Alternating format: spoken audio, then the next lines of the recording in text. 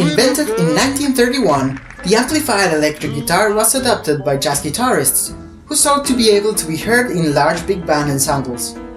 Early proponents of the electric guitar on record includes Les Paul, Lonnie Johnson, Sister Rosetta Tharpe, T-Bone Walker, and Charlie Christian.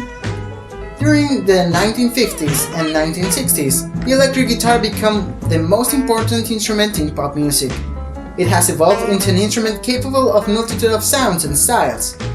It served as a major component in the development of electric blues, rock and roll, rock, heavy metal, and many other music genres.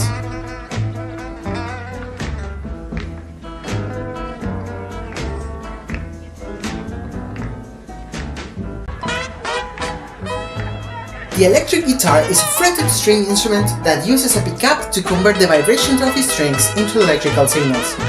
The vibration of the strings are sensed by a pickup, of which the most common type is the magnetic pickup, that uses the principle of direct electromagnetic induction. The signal generated by an electric guitar is too weak to drive a loudspeaker, so it is plugged into a guitar amplifier before being sent to a loudspeaker, which makes the sound loud enough to be heard.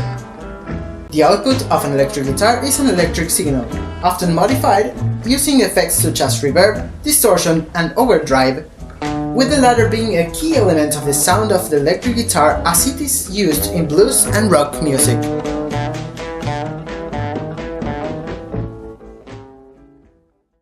The Gibson Explorer is a type of electric guitar that made its debut in 1958. The Explorer offered a radical, futuristic body design.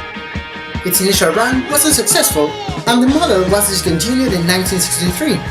But in 1976, Gibson began reissuing the Explorer after other guitar companies had success selling similar designs.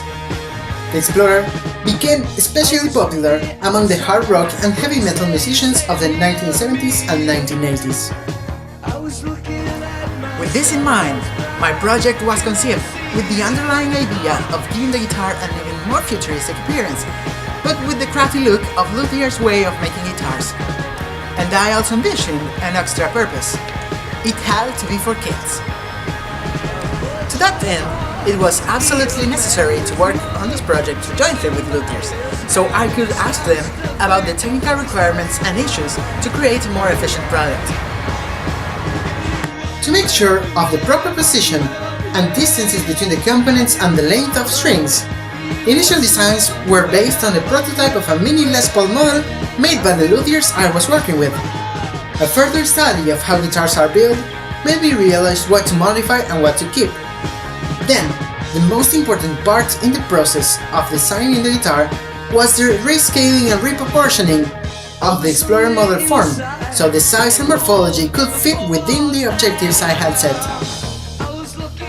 Once the body depiction looked good, a prototype was commissioned in order to analyze possible issues to be solved and to have a real notion of how the overall design was going. The body prototype was elaborated by machining and polishing a piece of transparent PMMA, also known as acrylic. In addition, a pickwork was made with a colored acrylic by laser cut. When I had the body prototype, and under the technical advice of the luthiers, I started the redesigning of the neck. As soon as the design was finished, it was presented to the luthiers to develop it. The neck is made of maple wood laminated with incense, and the fretboard is made of ipe, known in Argentina as lapacho.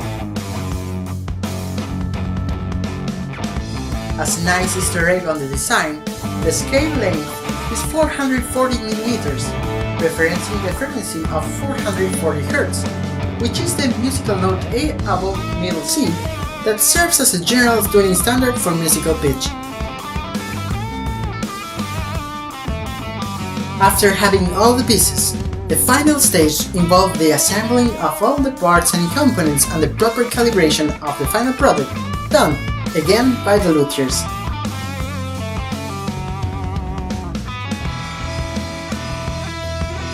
The final product looks appealing, and it is in the spotlight wherever it is shown.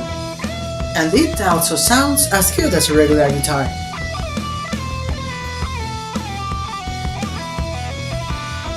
Even though it was thought for kids, It could be chosen by veteran or professional guitarists to add a piccolo sound to their collection of guitars.